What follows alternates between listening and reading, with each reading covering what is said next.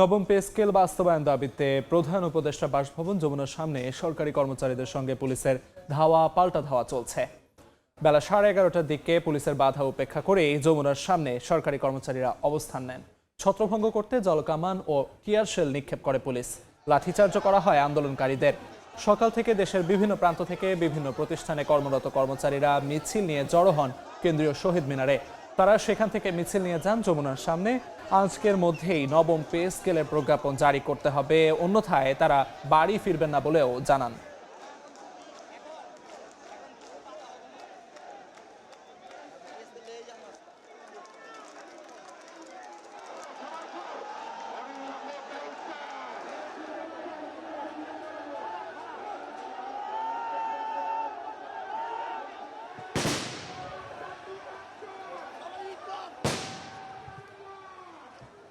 প্রজ্ঞাপন না নিয়ে মাঠ থেকে নামবো না।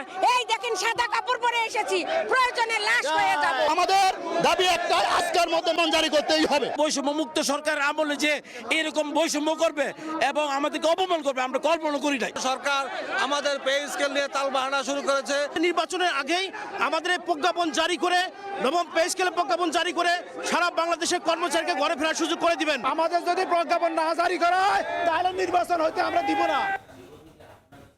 এই মুহূর্তে যমুনার সামনে আছেন সহকর্মী দিন মোহাম্মদ সাব্বির। সরাসরি যাচ্ছি তার কাছে। প্রধান উপদেষ্টার বাসভবন যমুনার সামনে নবম পে স্কেলের দাবিতে সরকারি কর্মচারীরা যে অবস্থান নিয়েছিল, কিছুক্ষণ আগেই জল কামান এবং সাউন্ড গ্রেনেড নিক্ষেপ করে সেই অবস্থানরত কর্মচারীদেরকে সরিয়ে দিয়েছে আইন শৃঙ্খলা বাহিনী। এই মুহূর্তে প্রধান উপদেষ্টা কার্যালয়ের বাসভবনের সামনের সড়কটি কিছুটা ফাঁকা, তবে তার অপর পাশে আমরা দেখতে পেয়েছি যে সেই আন্দোলনরত কর্মচারীরা এখন অবস্থান নিচ্ছেন এবং স্লোগান দিচ্ছেন। আজ সকাল 11টার দিকে শাহবাগ থেকে একটি যাত্রা শুরু করে নবম পে স্কেলের দাবিতে সরকারি কর্মচারীরা একটি যাত্রা শুরু করে এবং পরবর্তীতে সেটি রাজধানীর মিন্টো রোড হয়ে পুলিশের ব্যারিকেড ভেঙে প্রধান উপদেষ্টার কার্যালয়ের সামনে এসে তারা আসলে অবস্থান নেয় এবং বেশ কিছু সময় তারা তাদের এখানে প্রধান উপদেষ্টার বাসভবনের সামনে অবস্থান নিয়ে তাদের দাবি দেওয়া সংবলিত স্লোগানগুলো তারা জানাচ্ছিলেন। ঠিক কিছুক্ষণ পর আইন শৃঙ্খলা বাহিনী তাদেরকে বারবার এই সড়কটি ছেড়ে দেওয়ার কথা বললে তার কিছুক্ষণ পর যখন আন্দোলনরত কর্মচারীরা তাদের অবস্থান থেকে না সরে যাওয়ায় পরবর্তীতে তাদের উপরে জলকামান নিক্ষেপ করে এবং তার কিছুক্ষণ পরে সাউন্ড গ্রেনেড নিক্ষেপ করে তাদেরকে ছত্রভঙ্গ করে দেয় এবং এক পর্যায়ে আইন শৃঙ্খলা বাহিনী এবং আন্দোলনরত যে কর্মচারীরা রয়েছে তাদের মধ্যে ধাওয়া পাল্টা ধাওয়ার ঘটনা ঘটে এবং আমরা দেখেছি যে এর মধ্যে কয়েকজন আন্দোলনরত কর্মচারী আহত হয়েছেন বলে আমরা দেখতে পেয়েছি। আপনারা দেখছেন যে এখনো কিন্তু প্রধান উপদেষ্টার বাসভবনের সামনের বিপরীত পাশের সড়কে কিন্তু সরকারি কর্মচারীরা তারা তাদের অবস্থান নিয়েছেন এবং অবস্থান নিয়ে তাদের যে দাবি দেওয়া সংবলিত যে স্লোগান তারা দিয়ে যাচ্ছে এবং আমরা দেখতে পেয়েছি যে এখানকার আইন শৃঙ্খলা পরিস্থিতি নিয়ন্ত্রণের জন্য পুলিশ, সেনাবাহিনী এবং বিজিবি এছাড়াও আমরা দেখেছি সোয়াতের একটি টিম এখানে এসে তাদের অবস্থান নিয়েছেন।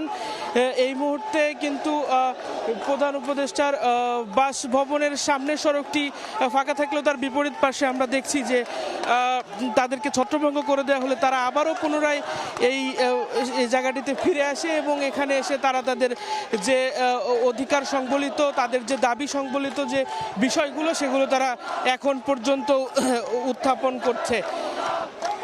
অর্থাৎ এখানকার যারা আন্দোলনরতরা রয়েছে তারা যেমনটি তাদের বক্তব্যে এবং স্লোগানে সবার সামনেই বারবার বলছিলেন যে তাদের যে অর্থাৎ বৈষম্যহীন নবম পে স্কেলের যে দাবি, সেই দাবি আদায় না হওয়া পর্যন্ত তারা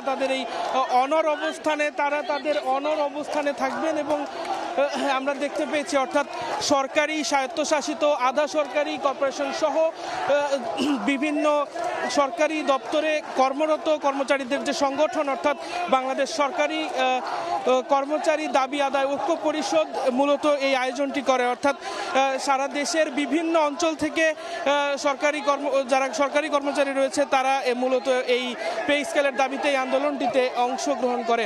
আমরা এই মুহূর্তে দেখছি ক্রমেই কিন্তু প্রধান উপদেষ্টার বাসভবনের সামনে আইন শৃঙ্খলা বাহিনীর যে উপস্থিতি তা আরও জোরদার করা হচ্ছে, অর্থাৎ প্রধান উপদেষ্টার বাসভবনের সামনে আইন শৃঙ্খলা বাহিনীর নিরাপত্তা চাদরে ঢেকে রেখেছে এবং ঠিক তার বিপরীত পাশে ধাওয়া পাল্টা ধাওয়ার পরে আবারও আন্দোলনরত যে আন্দোলনরত যে কর্মচারীরা অর্থাৎ সরকারি কর্মচারীরা রয়েছে তারা কিন্তু আবারও ফিরে এসেছেন এবং প্ল্যাকার্ড এবং খালি প্লেট হাতে নিয়ে তাদের যে বৈষম্যহীন নবম পে স্কেলের যে দাবি সেই দাবি তারা জানাচ্ছেন এবং নানা ধরনের স্লোগানে তারা তাদের সেই দাবিগুলো জানানোর চেষ্টা করছেন এবং আমরা দেখেছি যে পুলিশ তাদেরকে বারবার ছত্রভঙ্গ করে দেওয়ার চেষ্টা করলেও তারা আবারও কিন্তু ফিরে এসে সেই স্লোগান দিচ্ছেন। তো এই ছিল প্রধান উপদেষ্টার বাসভবন যমুনার সামনে থেকে বৈষম্যহীন নবম পে স্কেল ঘোষণার দাবিতে আমার কাছে এই আন্দোলনের সর্বশেষ খবর। প্রধান উপদেষ্টার বাসভবন যমুনার সামনে থেকে সবশেষ খবরাখবর জানাচ্ছিলেন সহকর্মী দিন মোহাম্মদ সাব্বির।